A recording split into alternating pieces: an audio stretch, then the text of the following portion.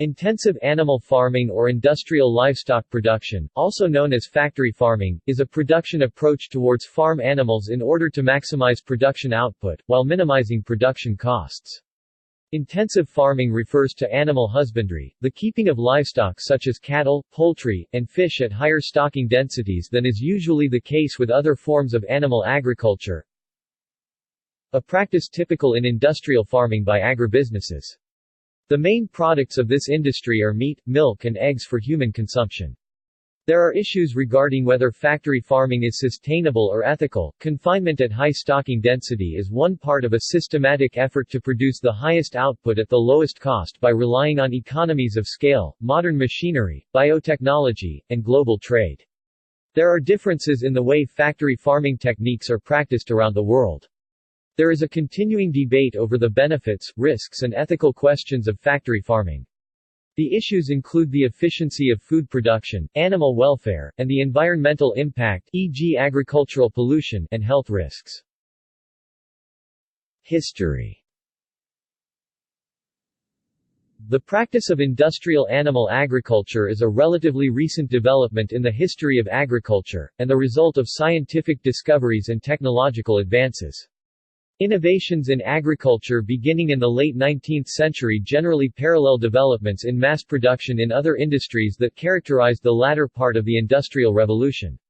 The discovery of vitamins and their role in animal nutrition, in the first 2 decades of the 20th century, led to vitamin supplements, which allowed chickens to be raised indoors. The discovery of antibiotics and vaccines facilitated raising livestock in larger numbers by reducing disease. Chemicals developed for use in World War II gave rise to synthetic pesticides. Developments in shipping networks and technology have made long-distance distribution of agricultural produce feasible. Agricultural production across the world doubled 4 times between 1820 and 1975, 1820 to 1920, 1920 to 1950, 1950 to 1965, and 1965 to 1975 to feed a global population of 1 billion human beings in 1800 and 6.5 billion in 2002.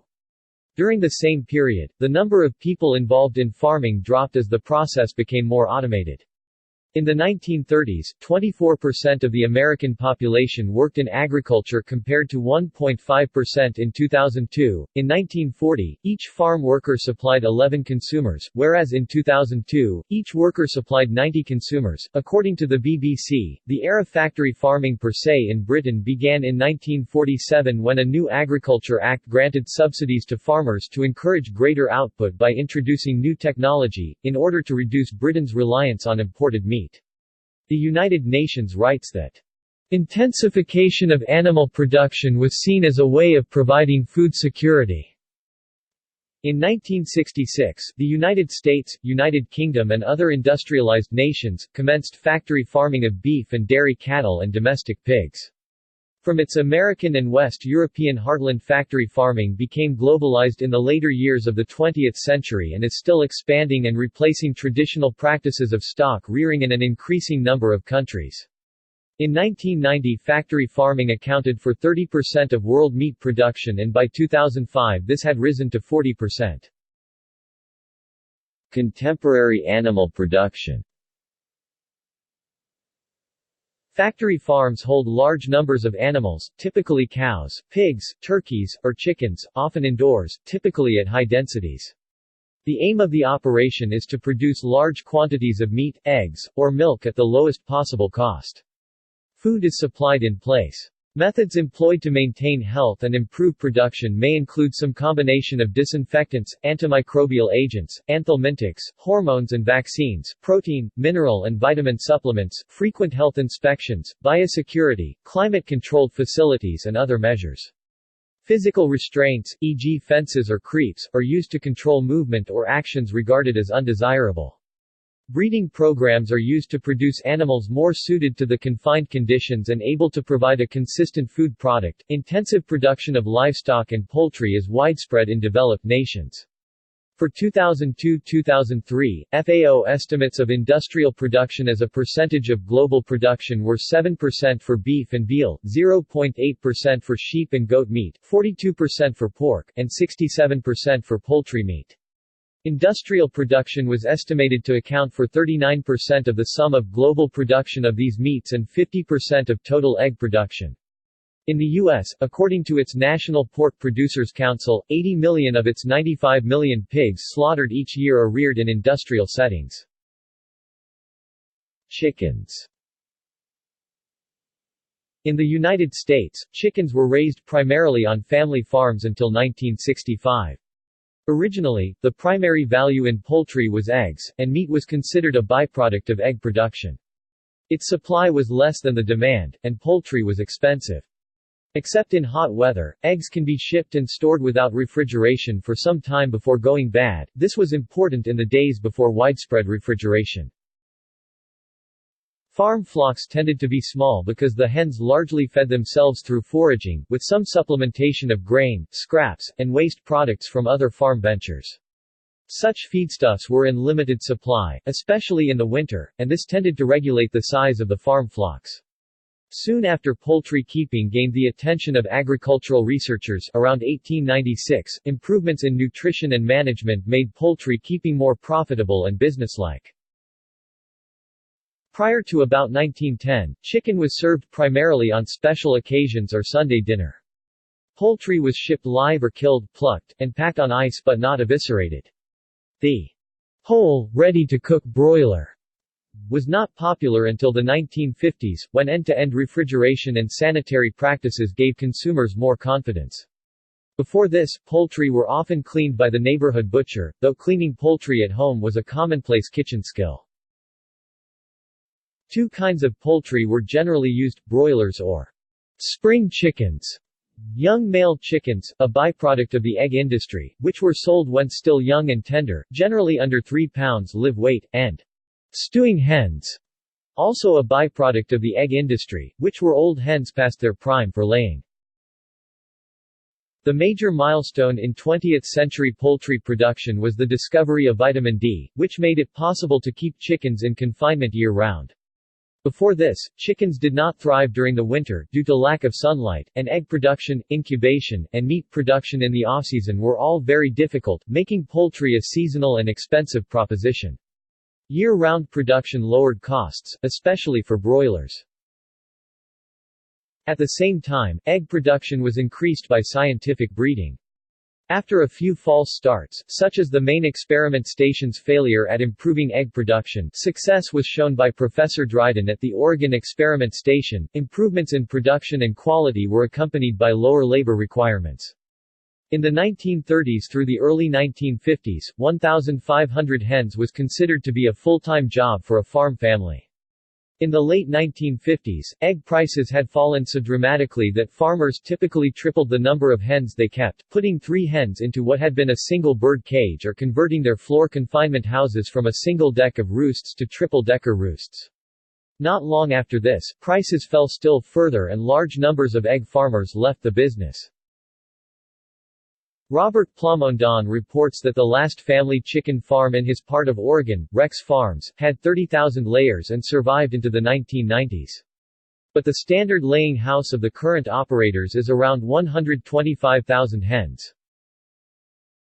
This fall in profitability was accompanied by a general fall in prices to the consumer, allowing poultry and eggs to lose their status as luxury foods. The vertical integration of the egg and poultry industries was a late development, occurring after all the major technological changes had been in place for years, including the development of modern broiler rearing techniques, the adoption of the Cornish cross broiler, the use of laying cages, etc. By the late 1950s, poultry production had changed dramatically. Large farms and packing plants could grow birds by the tens of thousands. Chickens could be sent to slaughterhouses for butchering and processing into prepackaged commercial products to be frozen or shipped fresh to markets or wholesalers. Meat-type chickens currently grow to market weight in 6 to 7 weeks, whereas only 50 years ago it took 3 times as long. This is due to genetic selection and nutritional modifications, but not the use of growth hormones, which are illegal for use in poultry in the U.S. and many other countries. Once a meat consumed only occasionally, the common availability and lower cost has made chicken a common meat product within developed nations. Growing concerns over the cholesterol content of red meat in the 1980s and 1990s further resulted in increased consumption of chicken. Today, eggs are produced on large egg ranches on which environmental parameters are well controlled. Chickens are exposed to artificial light cycles to stimulate egg production year-round. In addition, forced molting is commonly practiced, in which manipulation of light and food access triggers molting, with the goal of increased egg size and production.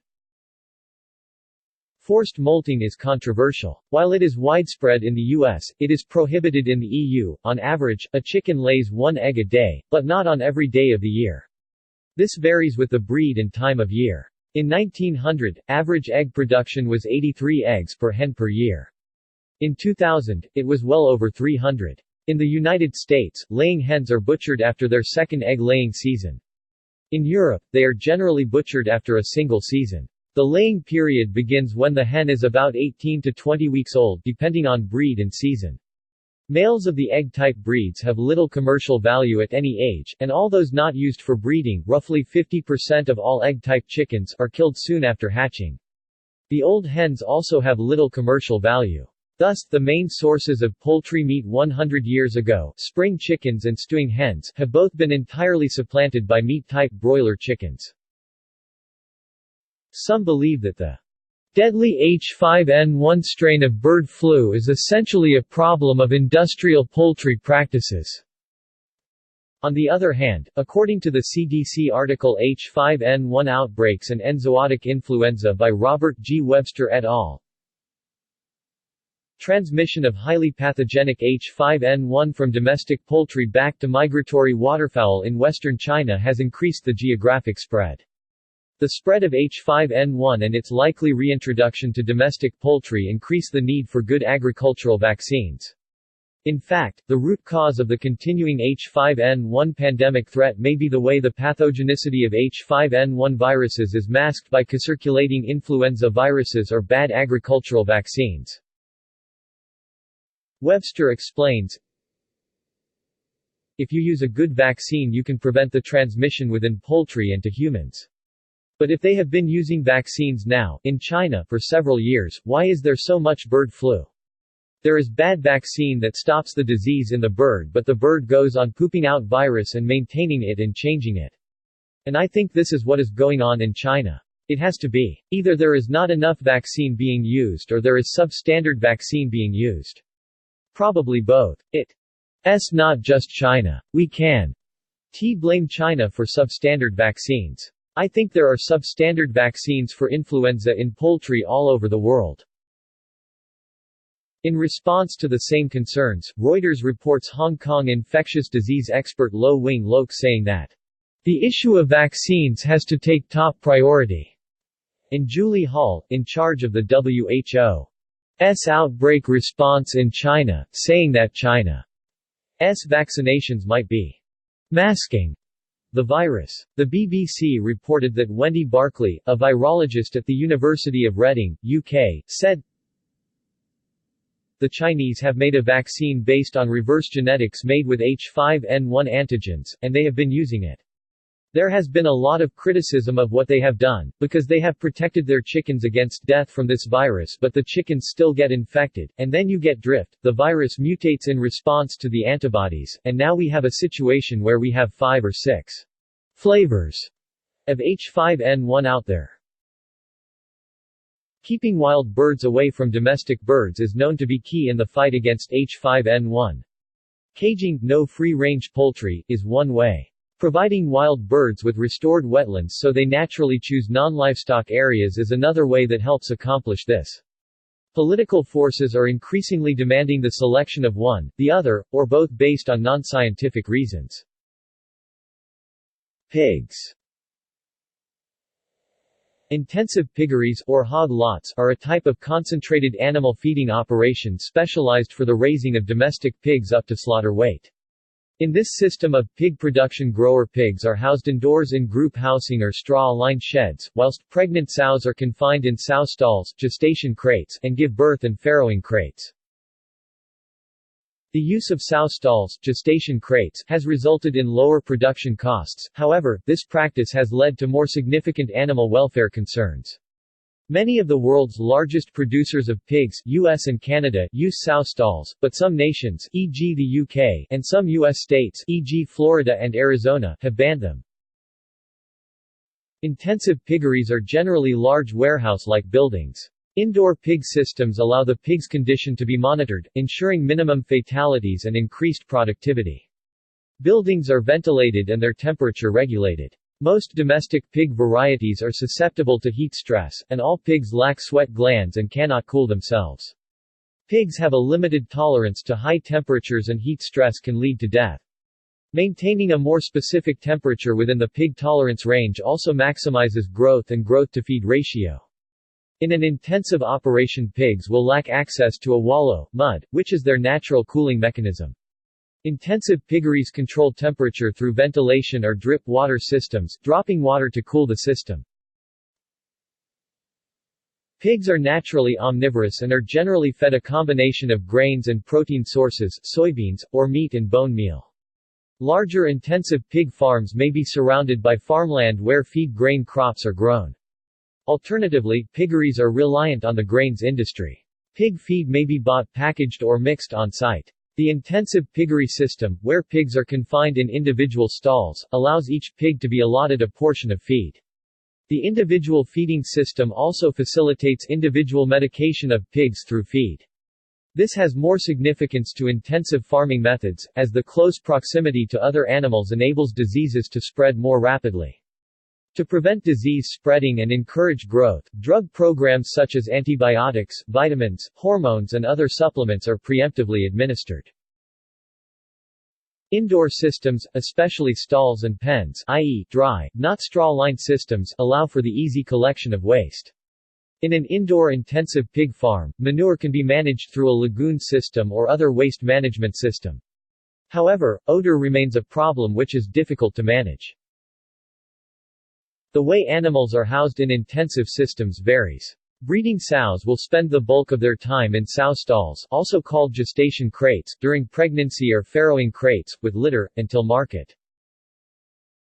Piglets often receive range of treatments including castration, tail docking to reduce tail biting, teeth clipped to reduce injuring their mother's nipples and prevent later tusk growth, and their ears notched to assist identification.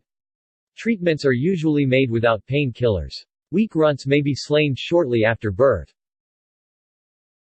Piglets also may be weaned and removed from the sows at between 2 and 5 weeks old and placed in sheds. However, grower pigs, which comprise the bulk of the herd, are usually housed in alternative indoor housing, such as batch pens. During pregnancy, the use of a stall may be preferred as it facilitates feed management and growth control. It also prevents pig aggression, e.g. tail biting, ear biting, vulva biting, food stealing. Group pens generally require higher stockmanship skills. Such pens will usually not contain straw or other material. Alternatively, a straw-lined shed may house a larger group, i.e. not batched, in age groups. Many countries have introduced laws to regulate treatment of farmed animals. In the USA, the Federal Humane Slaughter Act requires pigs to be stunned before slaughter, although compliance and enforcement is questioned. Cattle. Cattle are domesticated ungulates, a member of the family Bovidae, in the subfamily Bovina, and descended from the aurochs, Bos primigenius. They are raised as livestock for meat, called beef and veal, dairy products, milk, leather, and as draft animals pulling carts, plows and the like. In some countries, such as India, they are honored in religious ceremonies and revered. As of 2009-2010, it is estimated that there are 1.3 to 1.4 billion head of cattle in the world. Cattle are often raised by allowing herds to graze on the grasses of large tracts of rangeland called ranches. Raising cattle in this manner allows the productive use of land that might be unsuitable for growing crops. The most common interactions with cattle involve daily feeding, cleaning and milking. Many routine husbandry practices involve ear tagging, dehorning, loading, medical operations, vaccinations and hoof care, as well as training for agricultural shows and preparations.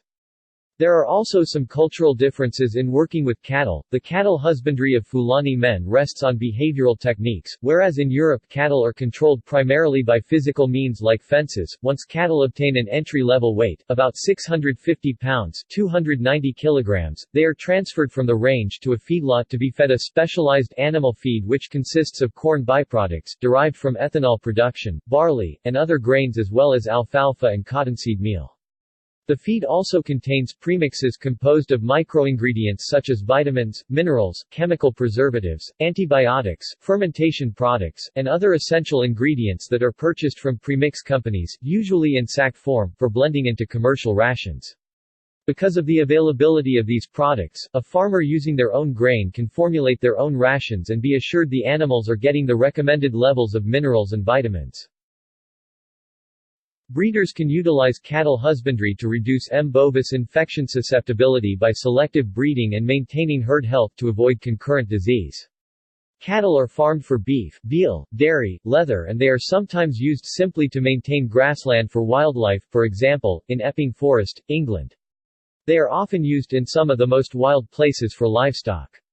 Depending on the breed, cattle can survive on hill grazing, heaths, marshes, moors and semi-desert. Modern cows are more commercial than older breeds and having become more specialized are less versatile. For this reason many smaller farmers still favor old breeds, such as the dairy breed of cattle Jersey. There are many potential impacts on human health due to the modern cattle industrial agriculture system. There are concerns surrounding the antibiotics and growth hormones used, increased E. coli contamination, higher saturated fat contents in the meat because of the feed, and also environmental concerns. As of 2010, in the U.S. 766, 350 producers participate in raising beef. The beef industry is segmented with the bulk of the producers participating in raising beef calves. Beef calves are generally raised in small herds, with over 90% of the herds having less than 100 head of cattle. Fewer producers participate in the finishing phase which often occurs in a feedlot, but nonetheless there are 82,170 feedlots in the United States. Aquaculture. Aquaculture is the cultivation of the natural produce of water, fish, shellfish, algae and other aquatic organisms. The term is distinguished from fishing by the idea of active human effort in maintaining or increasing the number of organisms involved, as opposed to simply taking them from the wild. Subsets of aquaculture include mariculture, aquaculture in the ocean, algaculture, the production of kelp, seaweed and other algae, fish farming, the raising of catfish, tilapia and milkfish in freshwater and brackish ponds or salmon in marine ponds, and the growing of cultured pearls. Extensive aquaculture is based on local photosynthetical production while intensive aquaculture is based on fish fed with an external food supply. Aquaculture has been used since ancient times and can be found in many cultures. Aquaculture was used in China c. 2500 BC. When the waters lowered after river floods, some fishes, mainly carp, were held in artificial lakes. Their brood were later fed using nymphs and silkworm feces, while the fish themselves were eaten as a source of protein. The Hawaiian people practiced aquaculture by constructing fish ponds. See Hawaiian aquaculture. A remarkable example from ancient Hawaii is the construction of a fish pond, dating from at least 1,000 years ago, at Aquaculture. The Japanese practiced cultivation of seaweed by providing bamboo poles and, later, nets and oyster shells to serve as anchoring surfaces for spores. The Romans often bred fish in ponds. The practice of aquaculture gained prevalence in Europe during the Middle Ages, since fish were scarce and thus expensive. However, improvements in transportation during the 19th century made fish easily available and inexpensive, even in inland areas, causing a decline in the practice. The first North American fish hatchery was constructed on Dildo Island, Newfoundland, Canada in 1889. It was the largest and most advanced in the world. Americans were rarely involved in aquaculture until the late 20th century, but California residents harvested wild kelp and made legal efforts to manage the supply starting c. 1900, later even producing it as a wartime resource. In contrast to agriculture, the rise of aquaculture is a contemporary phenomenon. According to Professor Carlos M. Duarte, about 430 (97%) of the aquatic species presently in culture have been domesticated since the start of the 20th century, and an estimated 106 aquatic species have been domesticated over the past decade. The domestication of an aquatic species typically involves about a decade of scientific research. Current success in the domestication of aquatic species results from the 20th-century rise of knowledge on the basic biology of aquatic species and the lessons learned from past success and failure. The stagnation in the world's fisheries and overexploitation of 20 to 30% of marine fish species have provided additional impetus to domesticate marine species, just as overexploitation of land animals provided the impetus for the early domestication of land species. In the 1960s, the price of fish began to climb, as wild fish capture rates peaked and the human population continued to rise. Today, commercial aquaculture exists on an unprecedented, huge scale. In the 1980s, open net cage salmon farming also expanded. This particular type of aquaculture technology remains a minor part of the production of farmed finfish worldwide, but possible negative impacts on wild stocks, which have come into question since the late 1990s, have caused it to become a major cause of controversy. In 2003, the total world production of fisheries product was 132.2 million tons, of which aquaculture contributed 41.9 million tons, or about 31% of the total world production. The growth rate of worldwide aquaculture is very rapid, greater than 10% per year for most species, while the contribution to the total from wild fisheries has been essentially flat for the last decade. In the U.S., approximately 90% of all shrimp consumed are farmed and imported. In recent years, salmon aquaculture has become a major export in southern Chile, especially in Puerto Montt and Quellón, Chile's fastest-growing city. Farmed fish are kept in concentrations never seen in the wild, e.g. 50,000 fish in a 2-acre (8,100 square meters) area, with each fish occupying less room than the average bathtub. This can cause several forms of pollution. Packed tightly, fish rub against each other and the sides of their cages, damaging their fins and tails and becoming sickened with various diseases and infections. Some species of sea lice have been noted to target farmed coho and farmed Atlantic salmon specifically. Such parasites may have an effect on nearby wild fish. For these reasons, aquaculture operators frequently need to use strong drugs to keep the fish alive, but many fish still die prematurely at rates of up to 30%, and these drugs inevitably enter the environment. The lice and pathogen problems of the 1990s facilitated the development of current treatment methods for sea lice and pathogens. These developments reduced the stress from parasite pathogen problems. However, being in an ocean environment, the transfer of disease organisms from the wild fish to the aquaculture fish is an ever-present risk factor. The very large number of fish kept long-term in a single location produces a significant amount of condensed feces, often contaminated with drugs, which again affect local waterways. However, these effects appear to be local to the actual fish farm site and may be minimal to non-measurable in high-current sites. Integrated multi-trophic aquaculture.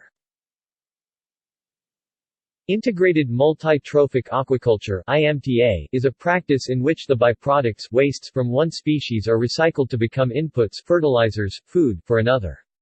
Fed aquaculture, e.g. fish, shrimp, is combined with inorganic extractive, e.g. seaweed, and organic extractive, e.g. shellfish, aquaculture to create balanced systems for environmental sustainability, biomitigation, economic stability, product diversification and risk reduction, and social acceptability, better management practices.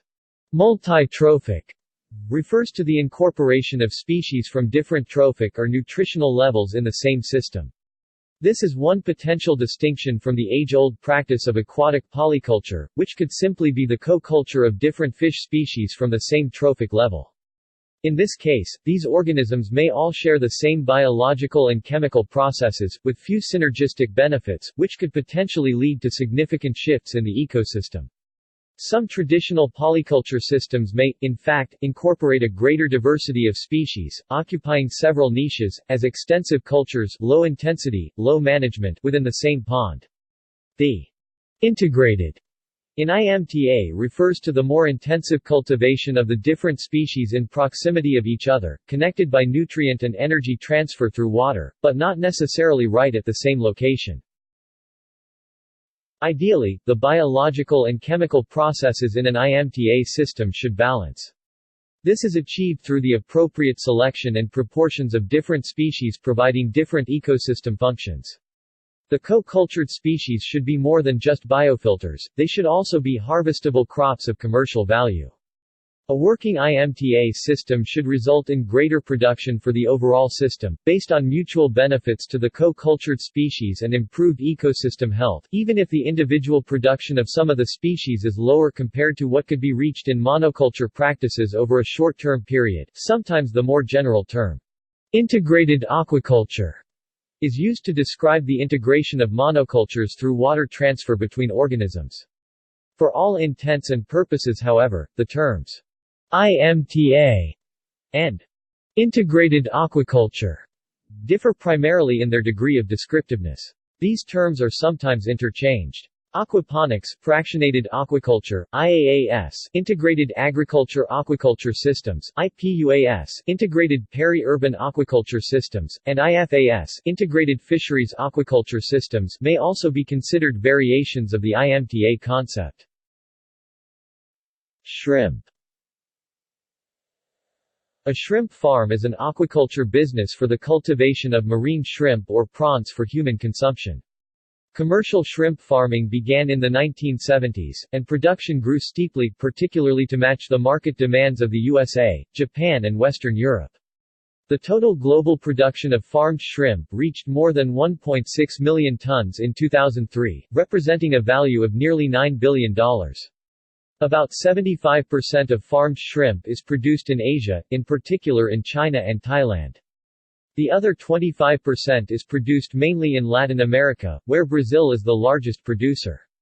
The largest exporting nation is Thailand.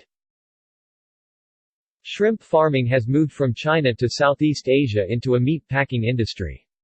Technological advances have led to growing shrimp at ever higher densities, and broodstock is shipped worldwide. Virtually all farmed shrimp are penniads, i.e., of the family Penniidae, and just two species of shrimp, the Pennius vannamei, Pacific white shrimp, and the Pennius monodon, giant tiger prawn, account for roughly 80% of all farmed shrimp. These industrial monocultures are very susceptible to diseases, which have caused several regional wipeouts of farmed shrimp populations. Increasing ecological problems, repeated disease outbreaks, and pressure and criticism from both NGOs and consumer countries led to changes in the industry in the late 1990s and generally stronger regulation by governments. Regulation. In various jurisdictions, intensive animal production of some kinds is subject to regulation for environmental protection. In the United States, a concentrated animal feeding operation (CAFO) that discharges or proposes to discharge waste requires a permit and implementation of a plan for management of manure nutrients, contaminants, wastewater, etc., as applicable, to meet requirements pursuant to the Federal Clean Water Act. Some data on regulatory compliance and enforcement are available. In 2000, the U.S. Environmental Protection Agency published 5-year and 1-year data on environmental performance of 32 industries, with data for the livestock industry being derived mostly from inspections of CAFOs. The data pertained to inspections and enforcement mostly under the Clean Water Act, but also under the Clean Air Act and Resource Conservation and Recovery Act. Of the 32 industries, livestock production was among the top 7 for environmental performance over the 5-year period, and was one of the top 2 in the final year of that period, where good environmental performance is indicated by a low ratio of enforcement orders to inspections. The 5-year and final year ratios of enforcement, inspections for the livestock industry were 0.05 and 0.01, respectively. Also in the final year, the livestock industry was one of the 2 leaders among the 32 industries in terms of having the lowest percentage of facilities with violations. In Canada, intensive livestock operations are subject to provincial regulation, with definitions of regulated entities varying among provinces. Examples include intensive livestock operations, Saskatchewan, confined feeding operations, Alberta, feedlots, British Columbia, high-density permanent outdoor confinement areas, Ontario, and feedlots or parks d'engracement, Manitoba. In Canada, intensive animal production, like other agricultural sectors, is also subject to various other federal and provincial requirements. In the United States, farmed animals are excluded by half of all state animal cruelty laws including the Federal Animal Welfare Act.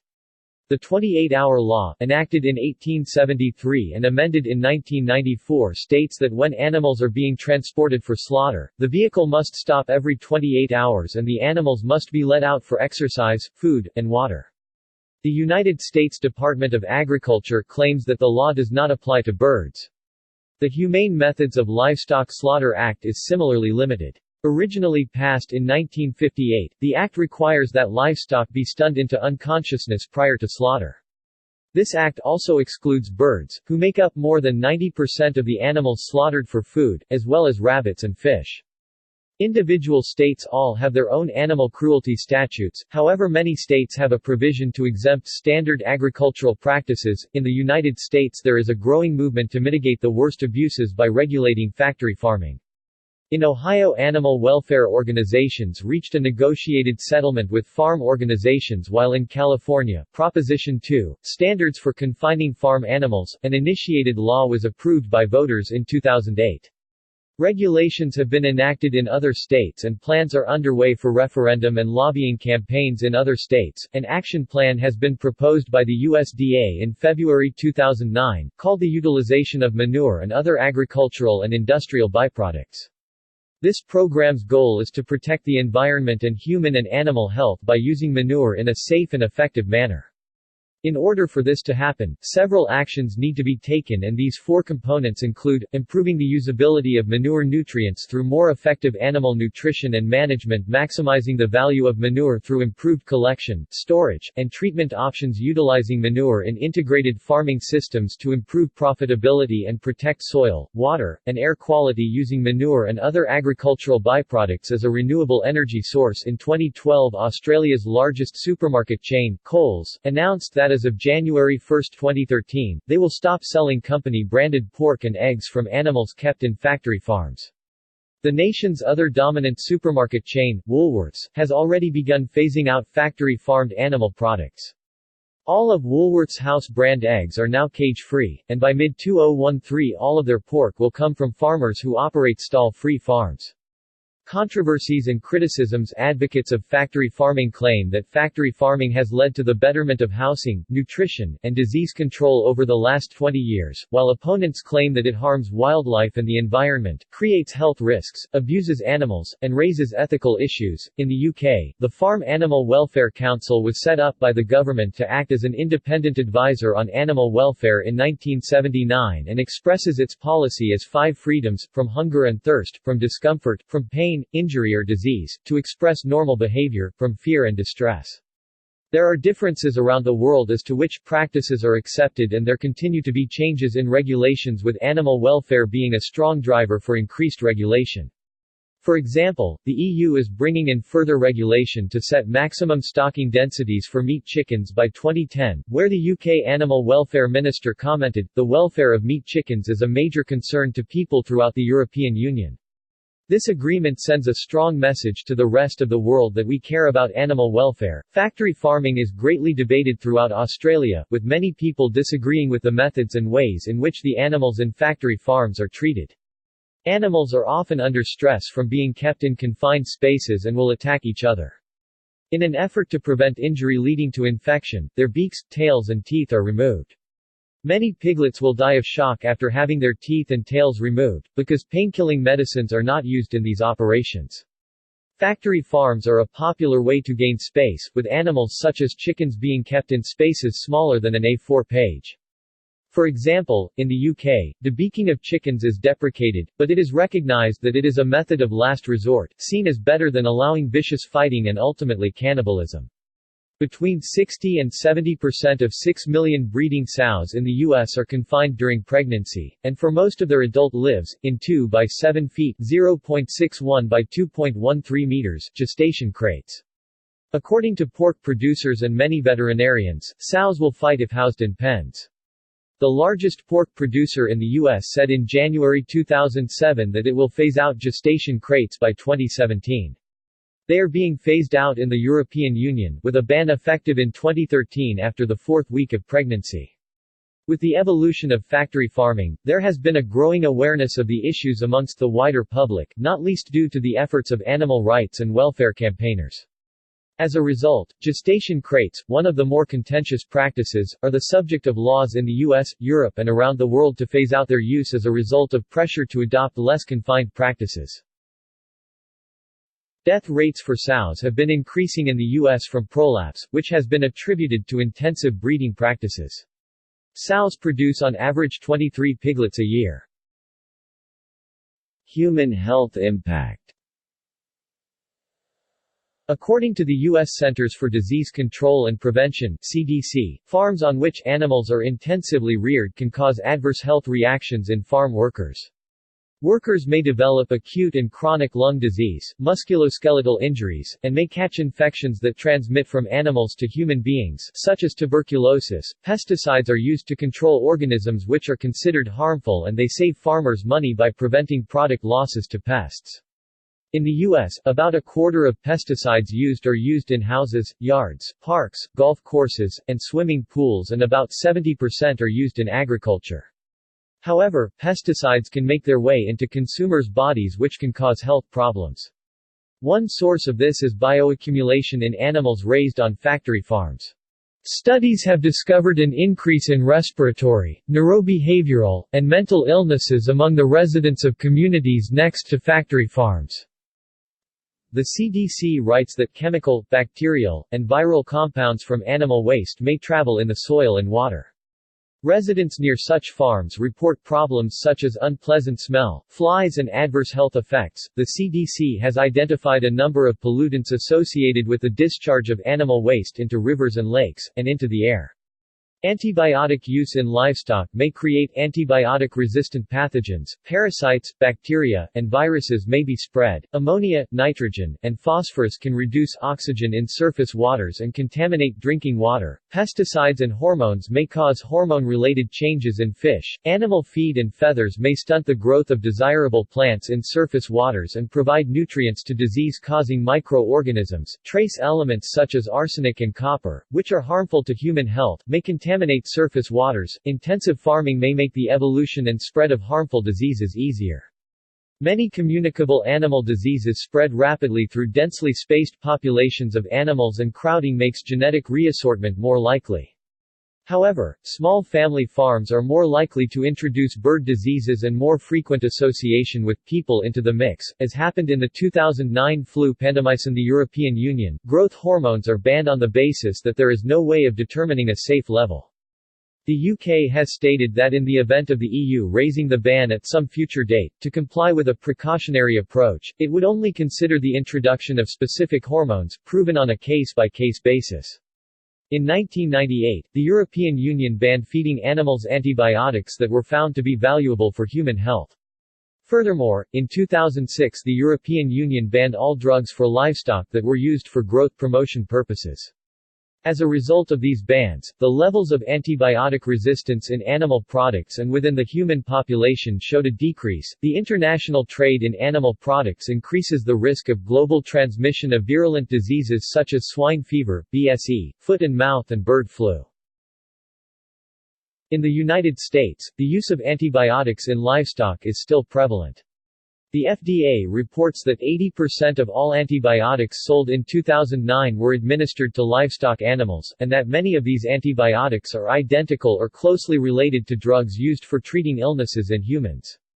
Consequently, many of these drugs are losing their effectiveness on humans, and the total healthcare costs associated with drug-resistant bacterial infections in the United States are between $16.6 billion and $26 billion annually. Methicillin-resistant Staphylococcus aureus (MRSA) has been identified in pigs and humans, raising concerns about the role of pigs as reservoirs of MRSA for human infection. One study found that 20% of pig farmers in the United States and Canada in 2007 harbored MRSA. A second study revealed that 81% of Dutch pig farms had pigs with MRSA and 39% of animals at slaughter carried the bug where all of the infections were resistant to tetracycline and many were resistant to other antimicrobials. A more recent study found that MRSA ST398 isolates were less susceptible to tiamulin, an antimicrobial used in agriculture, than other MRSA or methicillin-susceptible S. aureus. Cases of MRSA have increased in livestock animals. CC398 is a new clone of MRSA that has emerged in animals and is found in intensively reared production animals, primarily pigs, but also cattle and poultry, where it can be transmitted to humans. Although dangerous to humans, CC398 is often asymptomatic in food-producing animals. A 2011 nationwide study reported nearly half of the meat and poultry sold in U.S. grocery stores, 47%, was contaminated with S. aureus, and more than half of those bacteria, 52%, were resistant to at least 3 classes of antibiotics. Although staph should be killed with proper cooking, it may still pose a risk to consumers through improper food handling and cross-contamination in the kitchen. The senior author of the study said, "The fact that drug-resistant S. aureus was so prevalent, and likely came from the food animals themselves, is troubling, and demands attention to how antibiotics are used in food animal production today." In April 2009, lawmakers in the Mexican state of Veracruz accused large-scale hog and poultry operations of being breeding grounds of a pandemic swine flu, although they did not present scientific evidence to support their claim. A swine flu which quickly killed more than 100 infected persons in that area, appears to have begun in the vicinity of a Smithfield subsidiary pig CAFO concentrated animal feeding operation. Environmental impact. Intensive factory farming has grown to become the biggest threat to the global environment through the loss of ecosystem services and global warming. It is a major driver to global environmental degradation and biodiversity loss. The process in which feed needs to be grown for animal use only is often grown using intensive methods which involve a significant amount of fertilizer and pesticides. This sometimes results in the pollution of water, soil and air by agrochemicals and manure waste, and use of limited resources such as water and energy at unsustainable rates. Entomophagy is evaluated by many experts as a sustainable solution to traditional livestock, and, if intensively farmed on a large scale, would cause a far lesser amount of environmental damage. Industrial production of pigs and poultry is an important source of GHG emissions and is predicted to become more so. On intensive pig farms, the animals are generally kept on concrete with slats or grates for the manure to drain through. The manure is usually stored in slurry form. Slurry is a liquid mixture of urine and feces. During storage on farm, slurry emits methane, and when manure is spread on fields it emits nitrous oxide and causes nitrogen pollution of land and water. Poultry manure from factory farms emits high levels of nitrous oxide and ammonia. Large quantities and concentrations of waste are produced. Air quality and groundwater are at risk when animal waste is improperly recycled. Environmental impacts of factory farming include deforestation for animal feed production, unsustainable pressure on land for production of high-protein, high-energy animal feed, pesticide, herbicide and fertilizer manufacture and use for feed production, unsustainable use of water for feed crops, including groundwater extraction, pollution of soil, water and air by nitrogen and phosphorus from fertilizer used for feed crops and from manure, land degradation, reduced fertility, soil compaction, increased salinity, desertification, loss of biodiversity due to eutrophication, acidification, pesticides and herbicides, worldwide reduction of genetic diversity of livestock and loss of traditional breeds, species extinctions due to livestock-related habitat destruction, especially feed cropping. Labor. Small farmers are often absorbed into factory farm operations, acting as contract growers for the industrial facilities. In the case of poultry contract growers, farmers are required to make costly investments in construction of sheds to house the birds, buy required feed and drugs, often settling for slim profit margins, or even losses. Research has shown that many immigrant workers in concentrated animal farming operations (CAFOs) in the United States receive little to no job-specific training or safety and health information regarding the hazards associated with these jobs. Workers with limited English proficiency are significantly less likely to receive any work-related training, since it is often only provided in English. As a result, many workers do not perceive their jobs as dangerous. This causes inconsistent personal protective equipment (PPE) use, and can lead to workplace accidents and injuries. Immigrant workers are also less likely to report any workplace hazards and injuries. Market concentration. The major concentration of the industry occurs at the slaughter and meat processing phase, with only 4 companies slaughtering and processing 81% of cows, 73% of sheep, 57% of pigs and 50% of chickens. This concentration at the slaughter phase may be in large part due to regulatory barriers that may make it financially difficult for small slaughter plants to be built, maintained or remain in business. Factory farming may be no more beneficial to livestock producers than traditional farming because it appears to contribute to overproduction that drives down prices. Through forward contracts and marketing agreements, meat packers are able to set the price of livestock long before they are ready for production. These strategies often cause farmers to lose money, as half of all U.S. family farming operations did in 2007. In 1967, there were 1 million pig farms in America. As of 2002, there were 114,000. Many of the nation's livestock producers would like to market livestock directly to consumers, but with limited USDA-inspected slaughter facilities, livestock grown locally cannot typically be slaughtered and processed locally. Demonstrations. From 2011 to 2014 each year between 15,000 and 30,000 people gathered under the theme "We are fed up" in Berlin to protest against industrial livestock production. Fast food. The meat that is used in fast food industries often comes from factory farms because of the low prices. The animals that the meat comes from are treated with drugs and antibiotics for the purpose of accelerating weight gain, and preventing disease in crowded and unsanitary farming conditions. However, these animals suffer greatly because their internal organs and bones cannot keep up with the rapid increase in weight. Chickens that go through this process can hardly take a few steps because of their underdeveloped bones. The antibiotics used on the animals can have a negative effect on the consumers as well. When a certain antibiotic is issued to a group of animals for a long period of time, the bacteria residing in the animals will develop a resistance to the drug. If a person consumes improperly cooked meat with drug-resistant bacteria and becomes sick, that person would become unresponsive to any antibiotic treatment. There have been regulations implemented on fast food companies to restrict the usage of antibiotics. Surveys and tests are conducted on industries to determine their antibiotic usage rate, and each industry is issued a grade ranging from an A to a F. As of 2018, only 2 fast food chains earned an A and 11 earned a F. See also. References. Further reading. Academic Articles. Anomaly, Jonathan 2015. What's Wrong with Factory Farming? PDF. Oxford University Press.